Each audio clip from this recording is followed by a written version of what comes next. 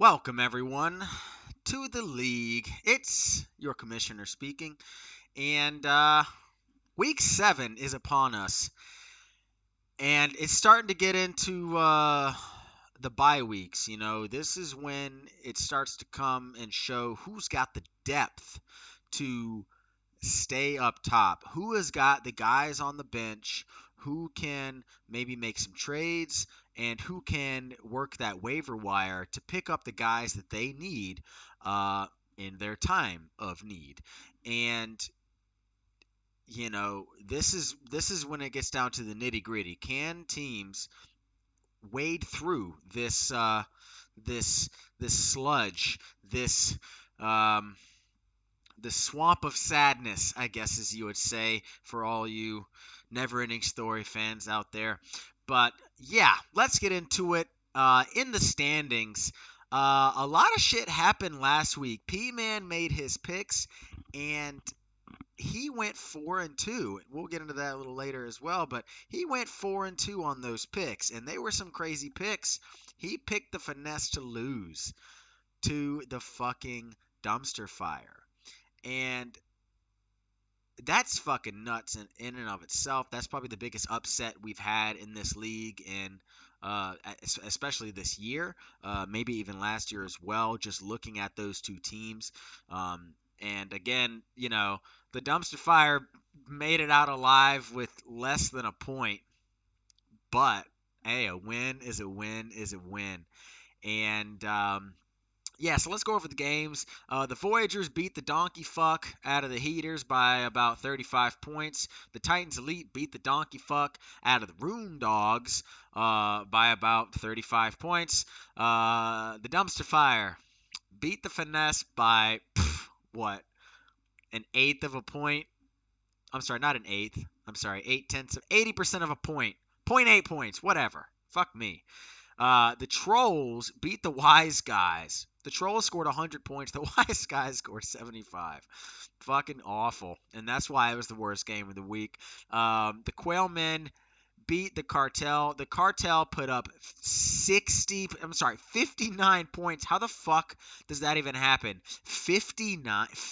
Hold on. 59. Are you shitting me? I mean, he started MVS, who got a big goose egg on his shit. I mean, literally, and then he started, and Minka Fitzpatrick did literally nothing the entire game against Tampa Bay. That's incredible. I mean, the only guy that scored over, 9 points on his entire team was Jimmy Garoppolo. Cartel, you got a long road ahead of you. But yeah, Quailmen beat the fuck out of them by like 80 points, something stupid. And the Smeagol's beat the Tiger Sharks by 15, 2 touchdowns there in Philly. So yeah, got a little, not much of a shakeup here in the standings. Finesse still on the top in the West. The Titans Elite were able to close in on that game. They are now tied, but the Finesse still hold the lead on them, as well as the tiebreaker, the head-to-head tiebreaker. Plus, they've scored over 100 points more than the Titans Elite. The Voyagers are 4-2, and the Wise Guys lost, so they are now 1-5. There are no more winless teams. There are no more undefeated teams. Everybody has had their cherry popped or popped someone else's cherry. So yeah, it's fucking great. The Quailmen have taken control of the South. They're 1 game ahead of the Heaters, 2 games ahead of the Tiger Sharks, and 3 games ahead of the Trolls. The Rune Dogs taking a loss last week, and lost a game on the dumpster fire, who capitalized on that loss by taking down the best team in the league. So yeah, let's get into the power rankings. Messed up a click there. I don't think that's ever happened. Coming in at number 12, you got the Washington Wise Guys. I mean, dude, you're fucking 1-5. You're 1-5, and you put up 75 points. This team's got to be better, but right now they look like dog shit. Coming in at number 11, you got the Trolls. Yeah. Woo! Woo! You beat the fucking Wise Guys. And that's like being the smartest kid with Down syndrome. It's not that hard to do. Everyone's beating the wise guys this year. And, it's you scored 100 points, but Jonathan Taylor's back. Got a tough matchup this week. See if they can keep it up. Coming in at number 10, you got the Miami Cartel. These guys just, oh my God. I think they've scored the least amount of points in the league. They've only put up 574 points, okay, in 6 games. That's less than 100 a game. I don't think anyone else, yeah, everyone else has scored at least 600. Even the wise guys have scored 616. I mean, this team is just bereft of talent. They have no fucking body that can score any points, but they still have 2 wins. They started off 2-1, hot, looking crazy. And now they've lost 3 straight. So the cartel need to wake up, maybe snore some more coke, whatever it takes. Coming in at number 9, you got the Tampa Bay Tiger Sharks, another Florida squad, and they've had it rough the last couple weeks. Congratulations to Rico and Ashley. Hopefully, those 2 new assistant coaches can give you some help. Put one an offensive coordinator, put one a defensive coordinator, and just let them go at it. But this coach, his team just doesn't do anything for him. He'll probably put the offensive minded kid on defense and the defensive minded kid on offense. That might work though. I don't know. Whatever. Coming in at number 8, you got the Philadelphia Smeagol's. Yeah, they won last week. Whoop-de-doo. They beat the Tiger Sharks, and they only scored 107 points to do it. This team, again, they're just hanging on.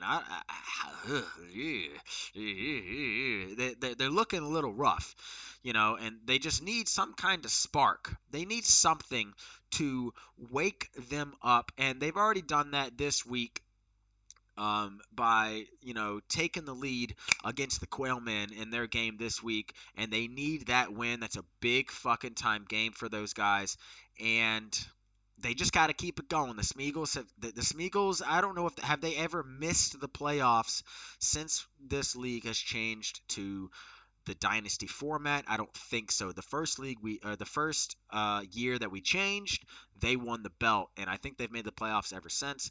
So yeah, this is unfamiliar ground for the Smeagol's. We'll see if they can do anything about it. Coming in at number 7, the Smeagol's Blood. You got the Hickory Grove Heaters.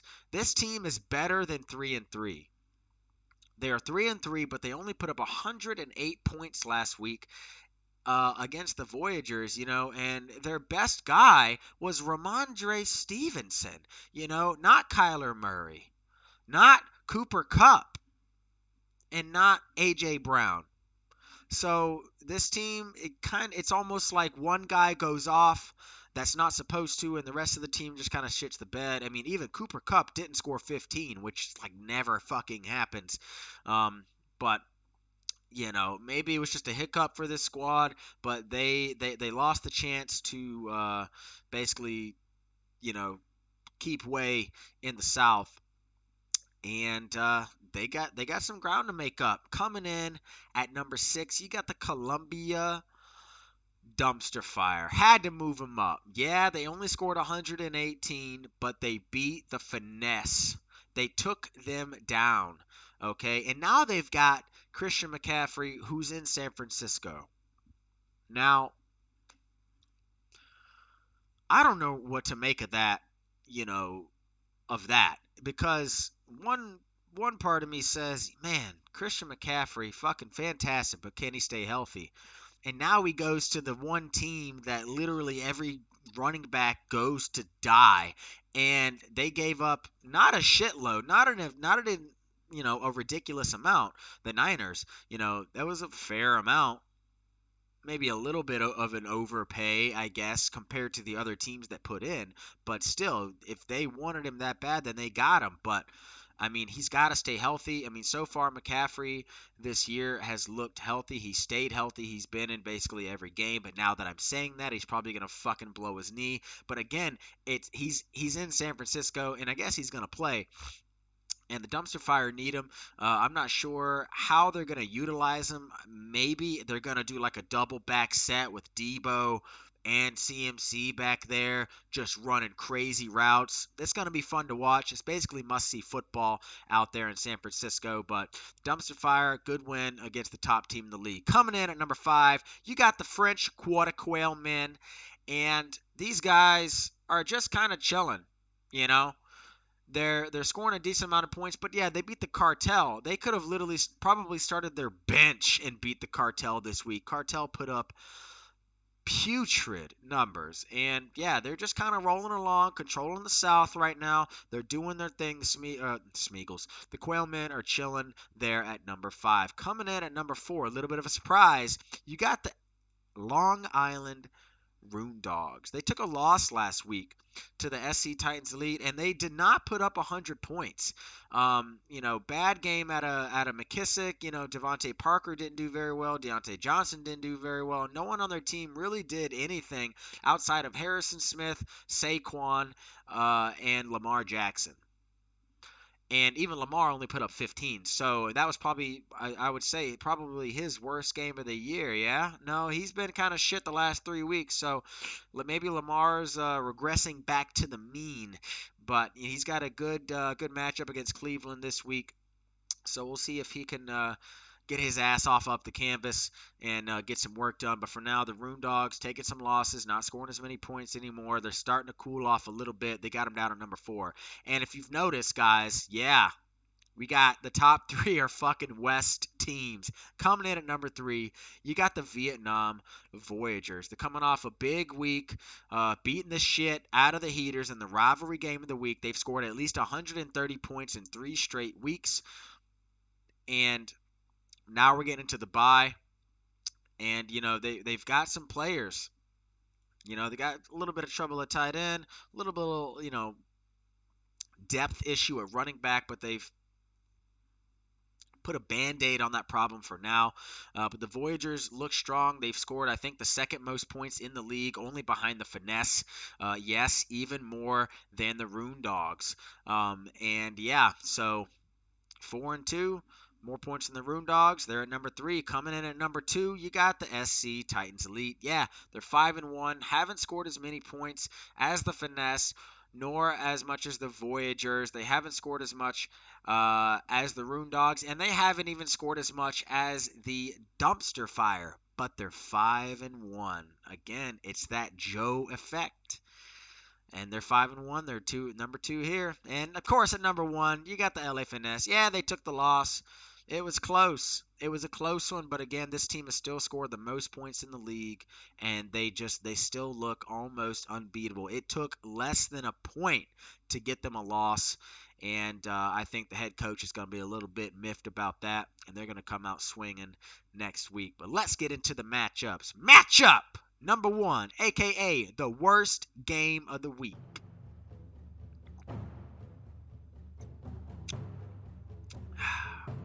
You got the 2-4 Cartel at the 2-4 Tiger Sharks. The Florida matchup. Who is the best in the state of Florida? And both of these teams, they're not scoring that many points. They got mediocre quarterbacks. They got decent running backs, but they're number 2 guys. And they got some good receivers when they can get going, but they just have to get going. Both of their tight ends haven't showed up this year, and the fucking Cartel are starting a tight end at flex. And it's not even like he's got an amazing tight end in the tight end spot either. He's got Njoku and Hurst. So this, I don't know. This is going to be just... I'm not tuning in for this one. Matchup number 2. You got, the Smoky Boys. What are the Battle of the Stogies? I don't know what to call this one. But you got the Hickory Grove Heaters and the Washington Wise Guys. And it's 3-3 versus 1-5. The Heaters are already up 30-8 in this one. They got 16 out of Kyler Murray, 14 out of Olave. But The Wise Guys got they got 8 out of Pete Werner, and that's decent amount out of your linebacker. Not the best, but hey, it's respectable. As it stands now, the Wise Guys should lose this game by about a touchdown. We'll see in the Battle of the Stogies. Matchup number 3.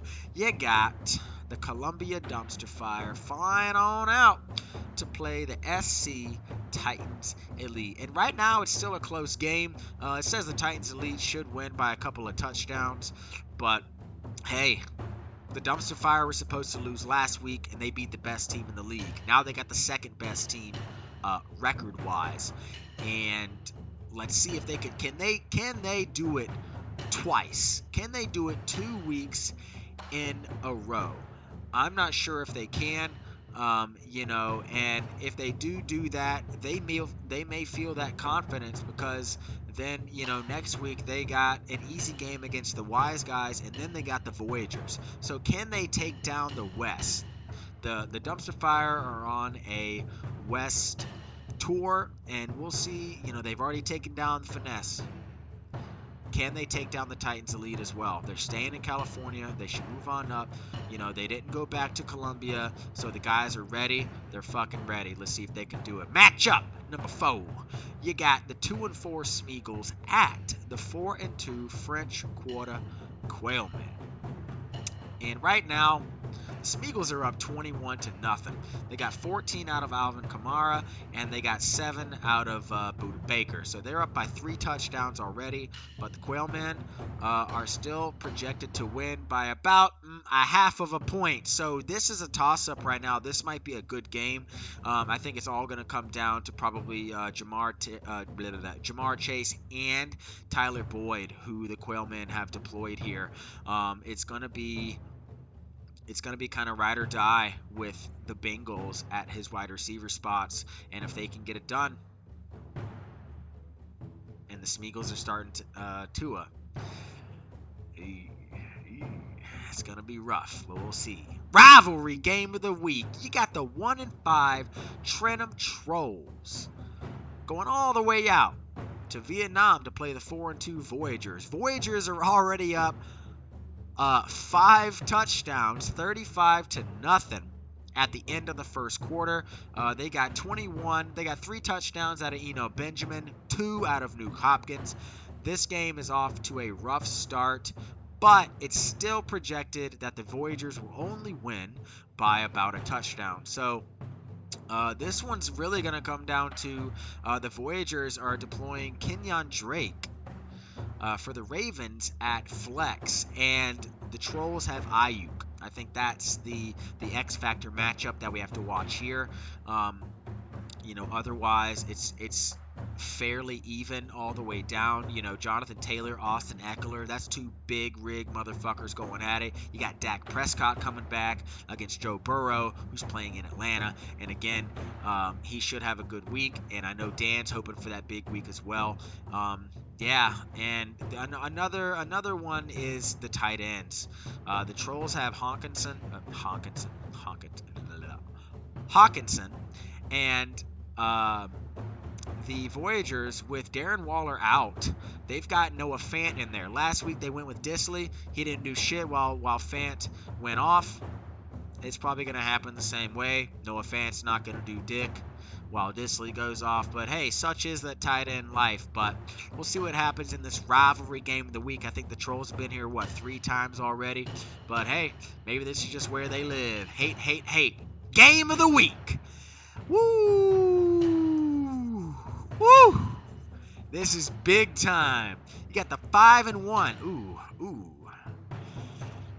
LA Finesse versus the 4-2 Rune Dogs. Both of these squads are coming off losses from last week, and I thought that both of these teams would be undefeated when they played about 3 weeks ago. I really thought that. I thought this was going to be a 6-0 fucking just banger of a game, but they still have a collective record of 9-3. Still fucking fantastic. 2 of the top teams in the league going at it. 2 of our most recent belt holders. And this is going to be a slobber knocker up there in Long Island. We'll see if the Room Dogs can get up off the mat and take down the champs, or if the Finesse can take that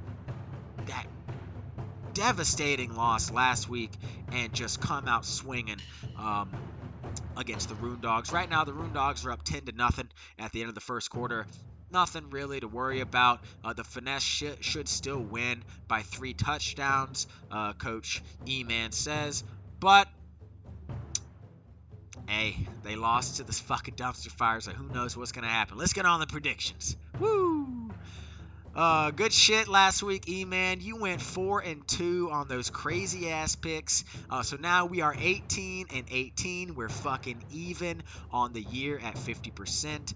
Graydon has next week's picks, and these are Rico's picks. He's got his own Tiger Sharks over the Cartel, of course. He's got the Heaters over the Wise Guys. Upset time. He's got the Dumpster Fire over the Titans Elite. He's got the Smeagol's over the Quailmen, which normally that would not even be an upset, but this year it is. He's got the Voyagers over the Trolls in the rivalry game of the week, and he's got the Finesse coming on back to take down the Rune Dogs in the game of the week. So, yeah, thank you, Rico. And again, cheers again. And I'm so happy for you guys. It's fucking awesome. Cheers to you and Ashley and the 2 new ones. The 2 new head coaches. Cheers. On to golf. Woo! Woo! Where's my paper? Huh. Okay. So, not much moving around besides 2 squads. 2 players, sorry. Dan shot a quad birdie with 1 bogey, so he shot 3 under last week, so he moves up to 4 under. But the big mover of the week was Tebow. He shot a quad fucking bogey after he shot a double birdie last week, or 2 weeks ago, I'm sorry. And Tebow shot a quad bogey, so he goes from 2 under to 2 over. And Tebow's just kind of jumping all around this thing. He doesn't really know if he wants this goal line stand or not. Maybe he's drinking out of it while he's setting this fucking garbage lineup. Who fucking knows? But I'm still in the lead at 9 under. E-Man dropped a spot while I gained a spot. So the lead has, been lengthened by a couple of points here. Couple of strokes, as you would say. So I'm in first at 9 under, E-Man at 6 under, Mandy and Joe are tied at 5 under, Dan at 4 under. Look out, Graydon at 2 under, coming on up. Graydon was lower in the league, now he's up there. Rico and Matt are tied, snuggling up at 1 over. Tebow and Sam at 2 over, Hunter at 4 over, and P-Man at 5 over. Hunter and P-Man both did get birdies last week. Hunter actually shot 2 birdies, but he also got a bogey. So both of those guys are moving up. So, again, this is still, I wouldn't say anyone's race, but it's still anyone's race. I mean, the way the guys are moving around, Tebow shot a quad bogey. Dan shooting quad fucking birdies, you know what I mean? It all depends on who you start, guys. So, yeah. Good luck in the rest of the week with golf, and let's get the fuck out of here. Sorry, Panther fans. Life sucks. And then you die. Cheers, guys. Thank you so much for fucking coming here. Whatever. Let's just get the fuck out of here. Cheers.